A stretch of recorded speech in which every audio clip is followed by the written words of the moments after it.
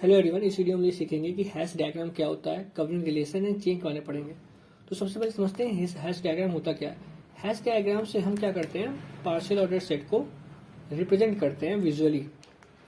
इससे हम आसानी समझ सकते हैं कि पार्शियल ऑर्डर सेट में कौन सा मैक्सिमम एलिमेंट है, कौन सा मिनिमम एलिमेंट है, किस टाइप का रिलेशन बन रहा है, उसकी लेंथ, उसकी ब्रेथ। इस सब के लिए हैश डायग्राम बहुत ही अच्छा रहता है, तो इसीलिए हमें बनाना सीखना जरूरी है। तो चलिए सीखते हैं।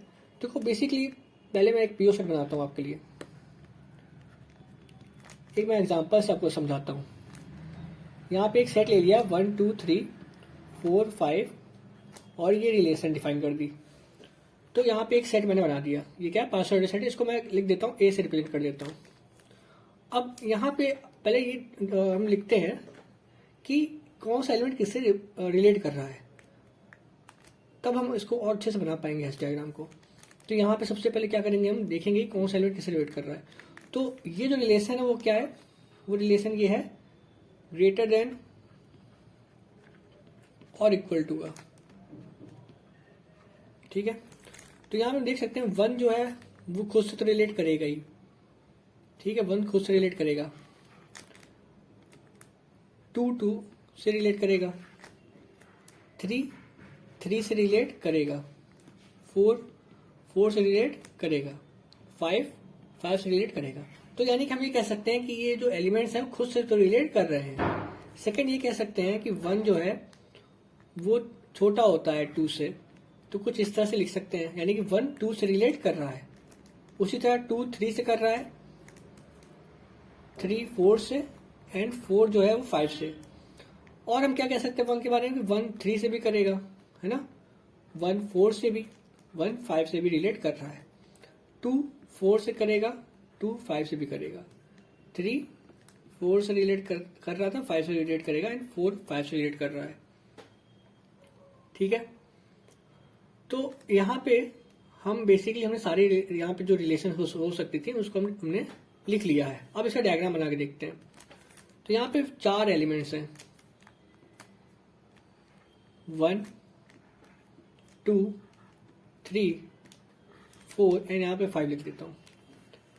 अब खुद से क्योंकि रिलेट कर रहे हैं तो उसको आप ऐसे लिख सकते हो,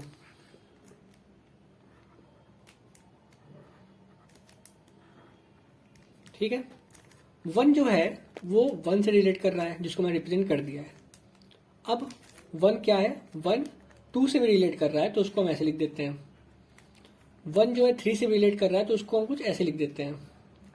1 4 से भी रिलेट कर रहा है, तो उसको हम ऐसे लिख देते हैं। 1 5 से, तो उसको ऐसे कर देते हैं।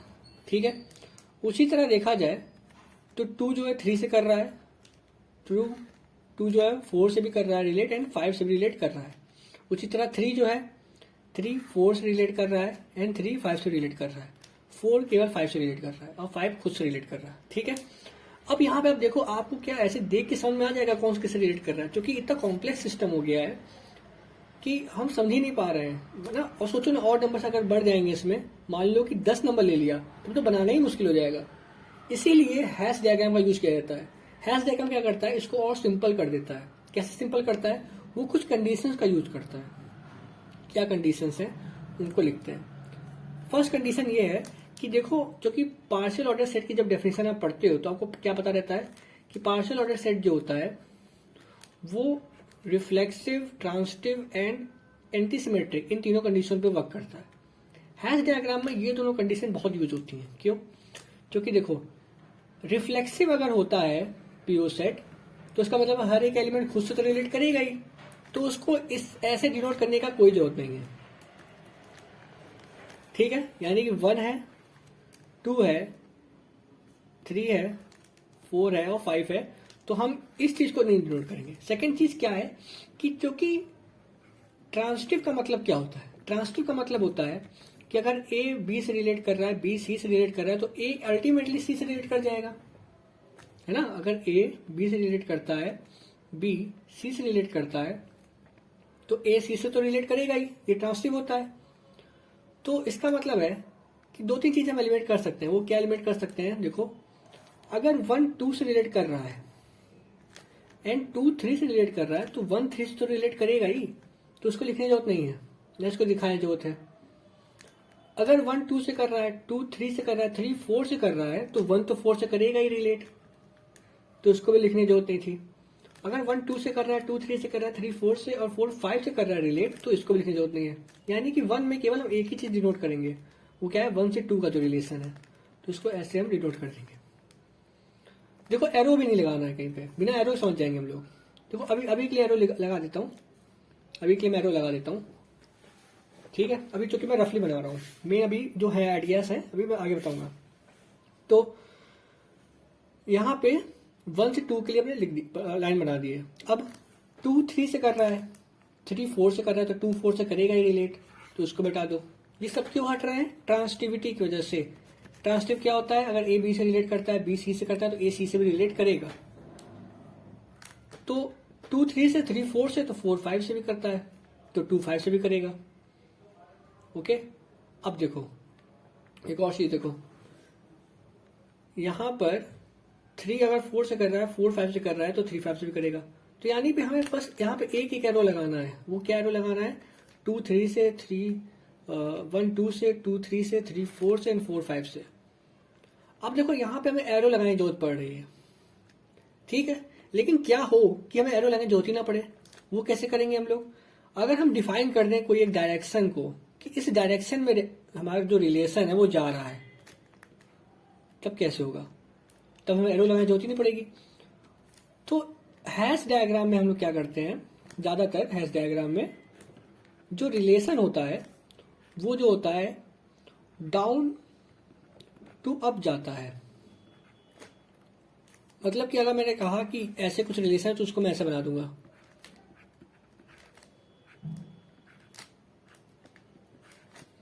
ठीक है। उसको आप ऐसे ही बना सकते थे, इसी चीज को ऐसे बना सकते हो।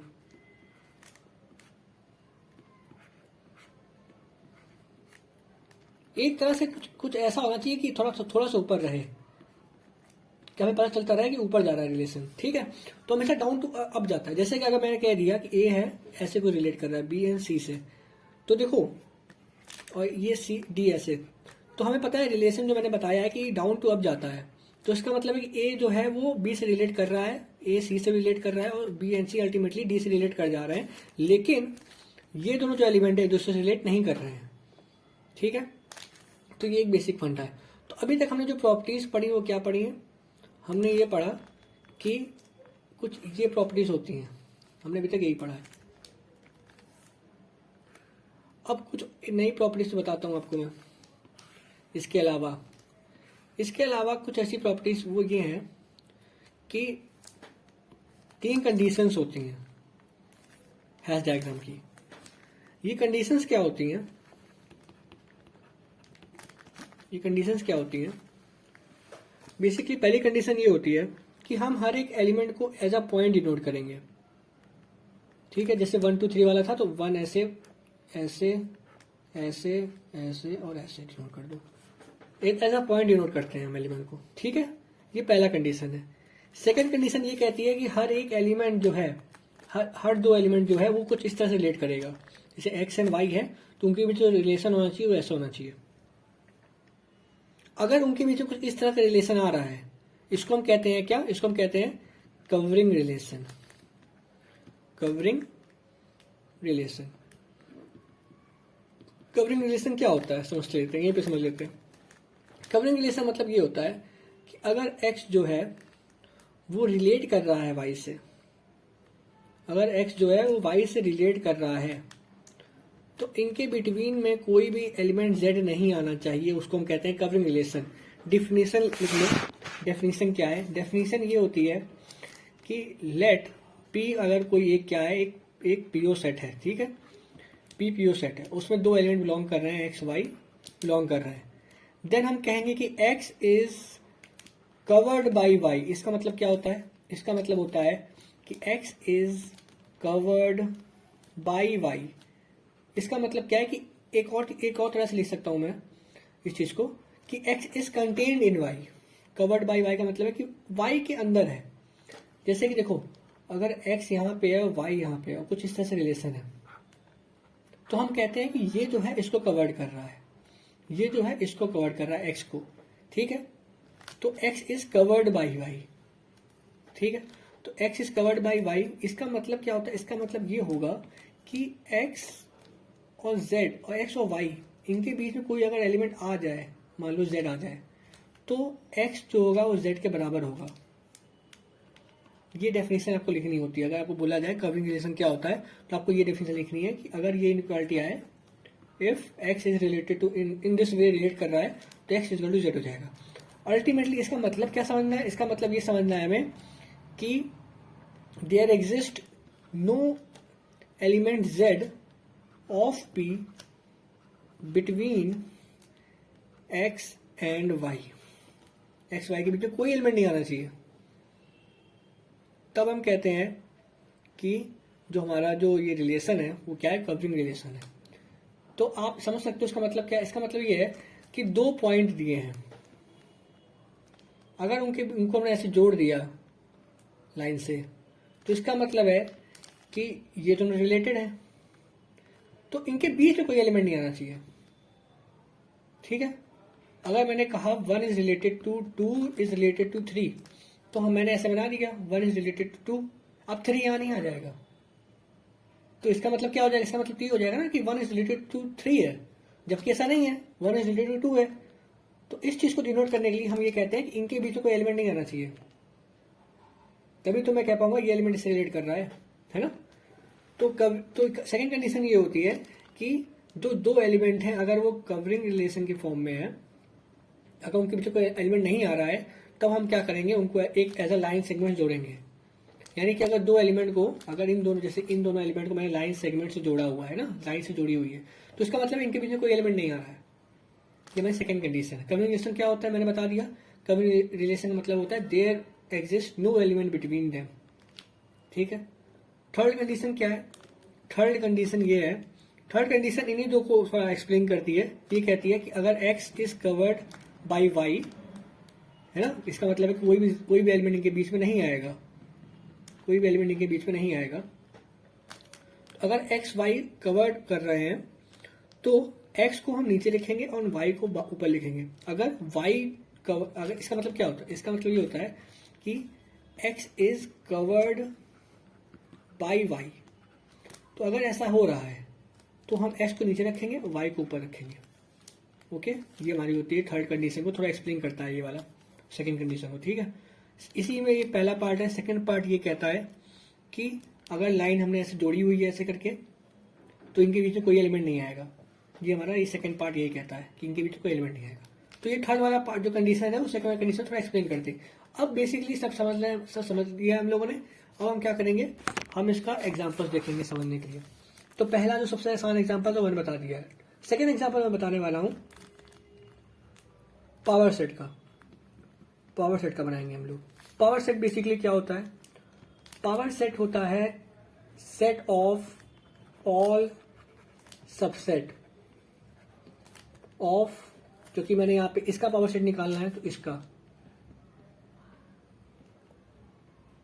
तो 1 2 3 का सबसेट कितने हो सकते हैं, एक तो एम्प्टी सेट होगा, एक हमारा 1 होगा, एक हमारा 2 होगा, एक हमारा 3 होगा, एक हमारा 1 2 होगा, है ना, एक होगा हमारा 2 3, एक क्या हो जाएगा, ये हो जाएगा 1 3, और एक होगा 1 2 3 जो खुद होता है वो।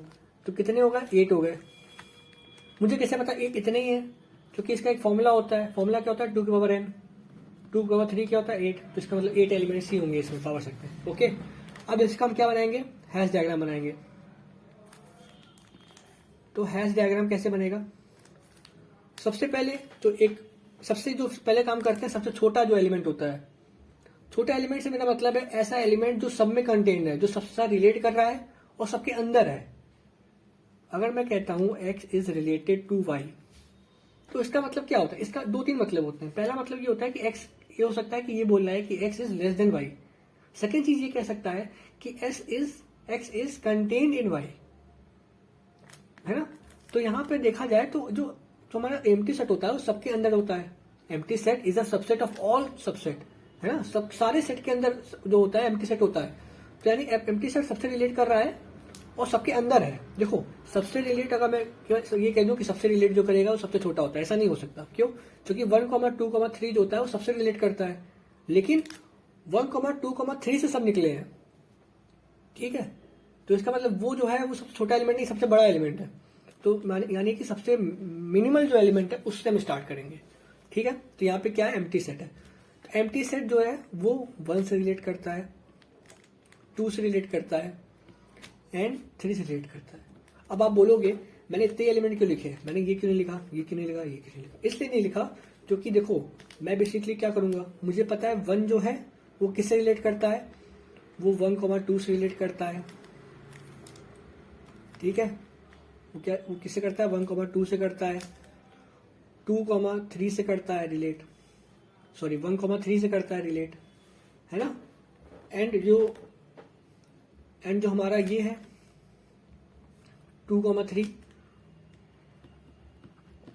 2 हमारा 2,3 से रिलेट करता है, ये हमारा इससे रिलेट करता है, ये हमारा इससे रिलेट करता है, ये इससे करता है, ये इससे करता है, ओके। अब देखो क्योंकि एम्प्टी सेट जो है वो इससे रिलेट कर रहा है 1 से, और 1 जो है वो इससे रिलेट कर रहा है, तो अल्टीमेटली ये हो जाएगा ना कि ये इससे रिलेट करता है। क्यों, क्योंकि ट्रांसटिविटी होती है ना, मैंने बताया था ट्रांसटिविटी। इसीलिए हम फालतू के जो एरोस है वो नहीं यूज करेंगे, फालतू की लाइन नहीं यूज करनी है। जब हमें पता है कि अगर 1 इससे ये रिलेट कर रहा है, इससे ये रिलेट कर रहा है, तो अल्टीमेटली ये इससे रिलेट कर जाएगा ट्रांसटिविटी की वजह से, तो हम क्यों फालतू में लगाएंगे लाइन वाली। तो हमने बेसिकली क्या किया, जो मिनिमम जो छोटे छोटे जो जैसे कि यहाँ पे ये सबसे रिलेट करता है एम्प्टी, सबसे नीचे लिख दिया, उसके बाद 1 2 3 लिखा, फिर 1 जिससे रिलेट करता है उसको ऊपर रखो। अब ये तीनों किससे रिलेट कर रहे हैं, 1, 2, 3 से रिलेट कर रहे हैं, तो उनको सबसे ऊपर लिख दिया मैंने। अब देखो यहाँ पर दो तीन चीज समझो, ये एलिमेंट इससे रिलेट नहीं कर रहा है, क्यों, क्योंकि जो हमारा रिलेशन वो अपवर्ड जाता है, यानी कि 1 इससे करेगा, ये इससे करेगा, ये इससे करेगा रिलेट। अब देखो जो आपकी बुक में डायग्राम बना होगा वो कुछ इस तरह का नहीं बना होगा, लेकिन वो भी सही है और ये भी सही है। क्यों, क्योंकि हैश डायग्राम जो होता है वो यूनिक नहीं होता है, वो यूनिक नहीं होता है। कैसे समझ सकते हैं हम लोग, ये देखो जो आपकी बुक में बना है, पहले वो बना देता हूं मैं। जो आपकी बुक में डायग्राम बना है वो कुछ इस तरह का बनता है।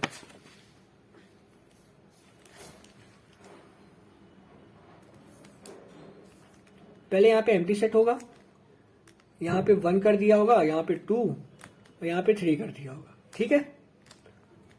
और ये आपका ऐसे करके ऐसे जोड़ दिया होगा उन्होंने। फिर यहाँ पे 1,2 रखा होगा, यहाँ पर 1,3, यहाँ पे 2,4,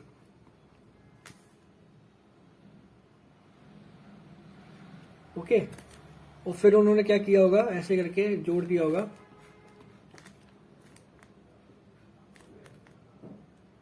ये से रिलेट नहीं कर रहा, ये से रिलेट कर रहा, और फिर ये ऐसे तीनों जो है 1,2,3 से रिलेट हो जाए। मैंने भी इस ऊपर वाला भी सेम टू सेम वैसे ही बना दिया, ठीक है। थोड़ा डिफरेंट भी आप कर सकते थे। आप कैसे डिफरेंट कर सकते थे, अगर इस एलिमेंट को आप यहाँ पर रख दोगे और इसको यहाँ पर रख दोगे तो ज़्यादा कुछ फर्क नहीं आएगा, लेकिन थोड़ा डायग्राम चेंज हो जाएगा। देखो मैंने क्या बताया, हैश डायग्राम जो होता है वो यूनिक नहीं होता है, लेकिन इस तरह से ज़्यादातर लिखा जाता है क्योंकि ये क्यूब का शेप ले लेता है, ये क्यूब का शेप ले रहा है, इसलिए इसको इस तरह से रखा जाता है कि समझने में आसानी हो थोड़ा लोगों को, इसलिए इसको इस तरह से लिखा जाता है। बाकी आप देखो इसको ऐसे भी लिख सकते हो, कैसे, जैसे ये 1 है, ये एम्प्टी सेट हमारा है, इसको हमने 1 से रिलेट किया, इसको हमने 2 से रिलेट किया, इसको हमने 3 से रिलेट कर दिया, ठीक है। देखना बहुत इंटरेस्टिंग डायग्राम है। अब ये जो है ये हमारा 1 है, ये 2 है, ये 3 है। अब 1 जो है किससे रिलेट कर जाएगा, 1,2 से। फिर हमारा ये जो 2 है, और 1 हमारा किससे, 1,2 से 1,3 से रिलेट करेगा। 2 जो हमारा है वो किससे रिलेट करेगा, वो हमारा रिलेट करेगा 1,2 से रिलेट करेगा, एंड 2,3 से रिलेट करेगा, 2,3 से। तो ये लाइन हटा दे रहे हैं, ये लाइन हटा दो,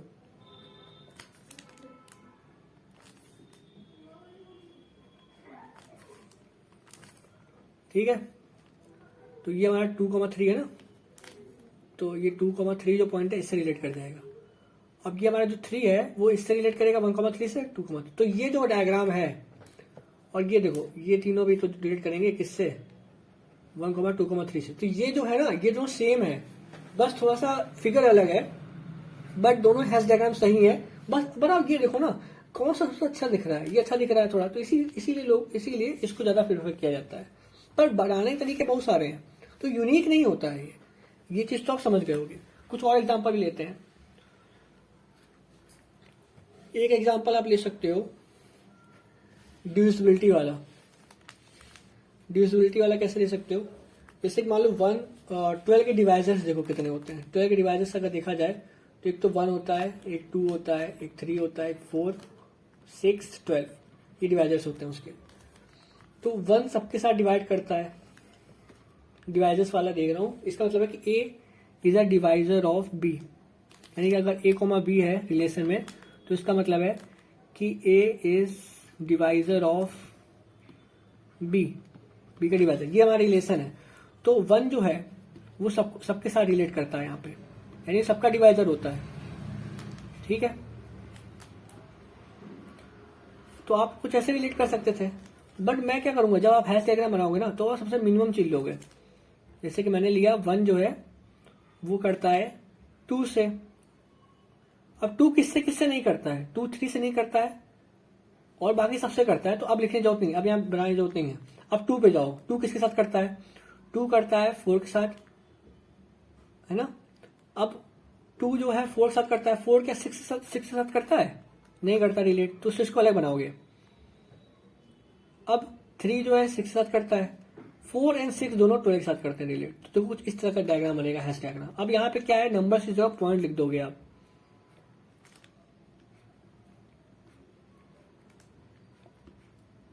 ठीक है। यहां पे रिलेशन कैसे जा रहा है, डाउन टू अप जा रहा है, जैसे कि जाता है। साइड के जो नंबर्स हैं वो रिलेट नहीं करेंगे, ये से रिलेट नहीं कर रहा, ये से रिलेट नहीं कर रहा। और ये क्या है, टॉप मोस्ट एलिमेंट है, ये सबसे छोटा एलिमेंट है, ठीक है। कवरिंग रिलेशन का थोड़ा देख लेते हैं, कवरिंग रिलेशन कहाँ यहाँ पे हो रहा है। देखो यहाँ पे आप कहोगे ये जो एलिमेंट है वो इस एलिमेंट को, यानी कि ये जो एलिमेंट है वो एम्प्टी एलिमेंट है, इनके बीच एम्प्टी एलिमेंट है, इनके बीच कवरिंग रिलेशन हो रहा है। One is covered. Empty relation is covered by one. Empty relation is covered by two. Empty relation is covered by two. Empty relation is covered by क्या कर रहे हैं, उसको रिलेट कर रहे हैं, उसको क्या कर रहे हैं, उसको रिलेट कर रहे हैं, उसको कवर्ड कर रहे हैं। उसी तरह अगर देखा जाए तो 1,2 जो है वो इसको कवर्ड कर रहा है और 1,3 इसको कवर्ड कर रहा है, ठीक है। लेकिन अगर आप बोलो कि एम्प्टी सेट जो है और 1,2,3 जो है वो एम्प्टी सेट को कवर कर रहा है, तो ऐसा नहीं कर सकते हम, क्यों, क्योंकि इनके बीच 2 एलिमेंट्स आ रहे हैं, है ना। उसी तरह यहाँ नीचे जो एग्जांपल मैंने दिया आपको ये वाला, इसमें देखो 1 जो है वो 2 के द्वारा कवर्ड हो रहा है, 2 जो है 4 के द्वारा कवर्ड हो रहा है, 4 12 के द्वारा कवर्ड हो रहा है। लेकिन ये नहीं कह सकते कि 1 जो है वो कवर्ड हो रहा है 12 के द्वारा, क्योंकि बीच में एलिमेंट्स आ रहे हैं। तो ये कवरिंग रिलेशन का एग्जाम्पल हो गया। अब देखो जो मैंने कहा था यूनिक नहीं होता है, उसका मतलब ये है जैसे कि 3 एलिमेंट रिलेट कर रहे हैं, तुमको आप डिफरेंट वे से लिख सकते हो। जैसे कुछ ऐसे देखो, कुछ ऐसे भी लिख सकते हैं हम वेन डायग्राम बना, कुछ ऐसे वेन डायग्राम बना सकते हैं, कुछ ऐसे वेन डायग्राम बना सकते हैं, कुछ ऐसे। तो इतने तरीके से आप रिलेट कर सकते हो, इतने तरीके से आप बना सकते हो फिगर को। तो ये डिफरेंट वेज हैं। तो आई होप आपको पूरा हैश डायग्राम समझ में आया। कुछ पॉइंट्स होते हैं तो मैंने यूज किए बनाने के लिए। एक और एग्जाम्पल देख सकते हैं हम लोग, एक और एग्जाम्पल मैं सोचता हूँ। ये एग्जाम्पल है कुछ ऐसा हो सकता है, चलो आपको यहीं पे दिखा देता हूँ। ये वाला एग्जाम्पल देखो, ये जो आप देख रहे हो ना, ये क्या है, ये है पावर सेट ऑफ 4 एलिमेंट है, ठीक है। 4 एलिमेंट है, मान लो ए बी सी डी, और यहाँ पे बाइनरी नंबर का यूज हुआ है। बाइनरी नंबर का यूज किस तरह से हुआ है, देखो यहाँ पे 1 1 1 1 1 है, तो 1 1 1 का मतलब है कि ए भी आ रहा है, बी भी आ रहा है, सी भी आ रहा है, डी भी आ रहा है। ए 0 0 0 का मतलब है कि कोई भी नंबर इनमें से नहीं है। तो ये नंबर ऑफ परम्यूटेशंस का समझ सकते हो आप। परम्यूटेशंस है कि या तो सारे नंबर्स ही नहीं आएंगे, एक नंबर आएगा, ये वाला नंबर आ रहा है, बी आ रहा है, बाकी 0 0 का मतलब है कि तीनों एलिमेंट यूज नहीं हो रहे हैं। इसका क्या मतलब है कि सी यूज हो रहा है, बाकी 3 एलिमेंट यूज नहीं हो रहे हैं। इसका क्या मतलब है कि डी यूज हो रहा है, बाकी 3 एलिमेंट नहीं यूज हो रहे हैं। तो ये परम्यूटेशन है। अब ये फिगर जो है इसमें आप देख सकते हो ये ऐसे रिलेट कर रहा है, ये भी अपवर्ड है रिलेशन, ठीक है। और आप ये समझ सकते हो कि ये जो रिलेशन है इसको क्या कर रहा है, कवर कर रहा है। ये रिलेशन इसको कवर्ड कर रहा है, ये रिलेशन इसको कवर्ड कर रहा है, ओके। ये तो सारों जो आप देख रहे हो सेम चीज है, बट अलग अलग तरीके से बनाया गया है चारों को। तो हम लोग इतना समझ सकते हैं कि ये जो ग्राफ्स हैं सारे वो सेम है बट थोड़ा डिफरेंट वे में है। तो ये था हमारा हैश डायग्राम। कुछ ऐसे भी आपको डायग्राम दिखा देता हूँ जो वायलेट करते हैं। किस चीज को वायलेट करते हैं? हमारे कंडीशंस को। तो इसको मैं ऐसे दिखा देता हूँ रेड पेन से। जैसे कि आप ग्राफ देख सकते हो, ए रिलेट कर रहा है डी से, बी जो है रिलेट कर रहा है सी से। अब यहां देखो ए और डी रिलेट कर रहे थे पर इनके बीच में सी आ गया, ठीक है। तो ये कंडीशन को क्या कर रहा है? वायलेट कर रहा है। सेकेंड चीज ये है कि आप देख सकते हो ये जो है ए और बी ये सेम लेवल पे है, तो हम ये नहीं कह सकते कि इनके बीच रिलेशन क्या, समझ ही नहीं आ रहा, तो ये वायलेट कर जा रहा है। और देखो और ये देखो ए जो है वो सी को रिलेट कर रहा है, ठीक है।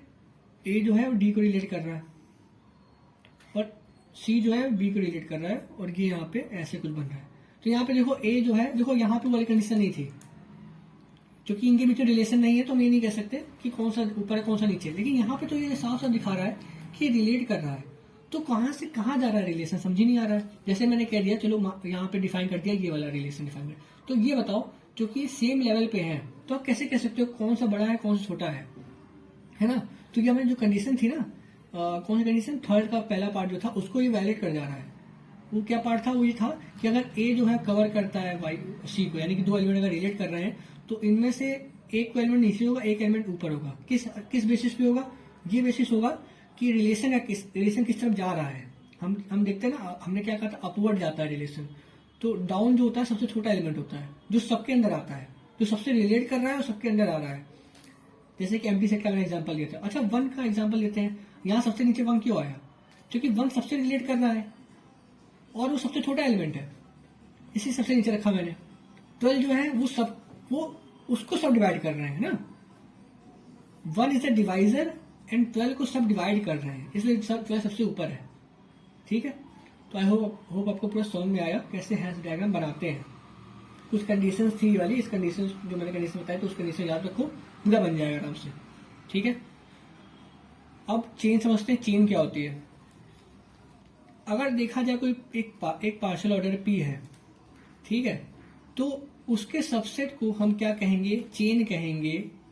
पीओ सेट के सबसेट को हम चेन कहेंगे। कब कहेंगे? अगर ए बी से रिलेट कर रहा है या बी ए से रिलेट कर रहा है। बेसिकली इसका मतलब क्या है? इसका मतलब है कि हर एक एलिमेंट जो है कंपेरेबल होना चाहिए, हर एक एलिमेंट रिलेटेड होना चाहिए। इसको हम टोटल ऑर्डर सेट और लीनियर ऑर्डर सेट से भी डिनोट करते हैं, बताते हैं कि होता तो ये देखो पीओ सेट का ही सबसेट है, लेकिन क्योंकि थोड़ी सी रिस्ट्रिक्शंस होती हैं, सबसेट होता है ना, थोड़ी सी रिस्ट्रिक्शंस होती हैं, इसलिए ये क्या होता है, ये टोटल ऑर्डर सेट की तरह बिहेव करता है। इसका एग्जांपल्स आपको मैं दिखाता हूं। जैसे कि आपने ये देखो, यहां पर आप देखो, यहां पर ये हमारा क्या पीओ सेट है, तो इसका एक सबसेट निकाल सकते हैं जो कि चेन बना रहा है। जैसे कि 12, 4, 3 एंड 1, ये हमारा क्या एक सबसेट है इसका पीओ सेट का, जो है कि चेन बना रहा है। चेन कैसे बना रहा है? क्योंकि यहाँ पे हर एक एलिमेंट रिलेट कर रहा है। 1 3 से कर रहा है, 1 4 से कर रहा है, 1 12 से कर रहा है इनडायरेक्टली, 3 4 से कर रहा है, 3 12 से भी कर रहा है 4 के जरिए, है ना। तो ये चेन बना रहा है, एक चेन ये भी बन रही है, ठीक है। उसी तरह यहाँ पे देखो, यहाँ पर 3 तरह की चेन बन रही है। एक तो ये वाली चेन बन रही है, एक कौन सी चेन बन रही है, एक ये वाली चेन बन रही है और एक ये वाली चेन बन रही है। तो पीओ सेट के अंदर होता है सबसेट, ठीक है। सबसे बेस्ट जो एग्जांपल होता है चेन का वो होता है नेचुरल नंबर्स, जैसे 1 2 3 4 5। तो ये जो नंबर्स होते हैं, अगर रिलेशन डिफाइन किया जाए ये वाला, तो ये एक दूसरे से रिलेट करते हैं, इस तरह से रिलेट करते हैं, या तो आप ऐसे ऊपर ऊपर करके लिख सकते हो, ठीक है। तो ये रिलेट करते हैं। और देखो नेचुरल नंबर इसलिए रिलेट करता है, इसलिए पीओ चेन होता है क्योंकि एक थ्योरम होती है। वो थ्योरम ये कहती है कि every subset of chain is a chain, यानी कि चेन का सबसेट भी चेन होता है। तो रियल नंबर जो होता है, real number will relation this इस चेन होता है। तो इसका जितने भी सबसेट होंगे, इंटीजर्स होंगे, नॉन पॉजिटिव इंटीजर्स जो होंगे, नेचुरल नंबर्स जो होंगे, वो सब जो वो चेन बनाते हैं, ठीक है। और अब मैं आपको बताता हूं मैक्सिमल चेन क्या होता है। मैक्सिमल चेन क्या होता है, a chain which is a superset of two set. देखो पार्शियल ऑर्डर सेट का जो सबसेट होता है, अगर उसमें सारे एलिमेंट रिलेट कर रहे हैं एक दूसरे से, तो वो एक चेन तरह बनाता है। चेन यानी कि देख लो ऐसी चेन बन रही है चेन की तरह, तो जो टिपिकल चेन्स होती है वैसी तो बना रहा है ये, है ना। तो सुपर सेट का मतलब है कि उस पीओ सेट में और कोई चेन बन ही नहीं सकती इससे बड़ी। जैसे कि देखो ये एक चेन बना रहा है, अब देखो इस चेन से बड़ी चेन अगर मिल जाए, देखो ये एक चेन बना रही है, एक चेन ऐसी भी बन रही है, एक चेन देखो ऐसी भी बन रही है ना। तो डिफरेंट डिफरेंट तरह की चेन बन रही है। इनमें क्या होगा, नंबर ऑफ एलिमेंट्स किसी में ज्यादा होंगे किसी कम होंगे। तो जिसमें सबसे ज्यादा नंबर ऑफ एलिमेंट्स होंगे सबसे बड़ी चेन होगी। तो जो सबसे बड़ी चेन होती है वो मैक्सिमल चेन हो जाती है, जो सबसे छोटी चेन होती है मिनिमल चेन हो जाती है। अब इस यहाँ पे देखो, यहाँ पर जो ये है ना वो सबसे बड़ी चेन है इस पीओ सेट में। और देखो क्या होता है कि हाइट जो होती है किसी भी पार्शियल ऑर्डर सेट की, वो क्या होती है, मैक्सिमम साइज होता है चेन का। जैसे कि इस वाली अगर पीओ सेट की बात करो, तो इस पीओ सेट में 1 2 3 4 5 6, तो 6 जो है वो सबसे बड़ा जो है चेन का साइज है, और वो क्या है, हाइट है पीओ सेट की। तो चेन हमें किस किस चीज में मदद करती है, पार्शियल ऑर्डर सेट की हाइट बताने में, ठीक है, मदद करती है हमें ये। अब जो हमारा एंटी चेन होता है वो क्या होता है, चेन का जस्ट अपोजिट होता है एंटी चेन। चेन में हर एक एलिमेंट रिलेट करता है, एंटी चेन में कोई भी एलिमेंट एक दूसरे से रिलेट नहीं करता है। जैसे कि यहाँ पे देखो ये जो एलिमेंट्स हैं वो एक दूसरे से रिलेट नहीं कर रहे हैं किसी भी तरह से। अब आप थोड़ा इसको गौर से देखना, 10-15 मिनट तक सोचना कि किस तरह से रिलेट नहीं कर रहे हैं। और ये एलिमेंट एक दूसरे से रिलेट नहीं करते हैं, इसलिए एंटी चेन्स होते हैं। एंड एक और चीज वो ये है कि एंटी चेन हमें क्या मदद करता है, एंटी चेन हमें मदद करता है breadth of the PO set find करने में, यानी कि चौड़ाई फाइंड करने में। ये देख सकते हो आप, ये एक तरह से चौड़ाई फाइंड कर रहा है। तो इस पीओ सेट में जो लीस्ट जो उसकी ब्रेथ आ रही है वो 9 आ रही है, यानी 9 से ज्यादा भी आ सकती है, इसमें ढूंढते रहो बस आप। जो मुझे सबसे कम जो मुझे मिली है, मैंने जितना ढूंढा है इसके बारे में, मुझे सबसे जो छोटी मिली है 9 मिली है, इससे बड़ी भी हो सकती है ब्रेथ। तो एंटी चेन फाइंड करना ज्यादा मुश्किल होता है किसी भी पीओ सेट में देखा जाए ज्यादातर। तो ये हमारा एंटी चेन था जिसमें एक भी नंबर रिलेट नहीं करता है, और हमारे चेन में सारे नंबर रिलेट करते हैं, एक तरह से सबसेट होता है ये पीओ सेट का। देन हमने क्या पढ़ा, हैश डायग्राम पढ़ा। हैश डायग्राम कुछ कंडीशंस थी, अपवर्ड जाएगा, ट्रांसटिविटी वाला, हैश डायग्राम यूनिक नहीं होता है ना, ये हमने हैश डायग्राम पढ़ा। हमने एक इसी बीच में हमने कवरिंग रिलेशन ही पढ़ लिया। सो आई होप आपको अच्छी वीडियो लगी है। प्लीज शेयर करिए अपने दोस्त से, सब्सक्राइब करिए मेरे चैनल को, लाइक करिए वीडियो को। Thank you watching this video.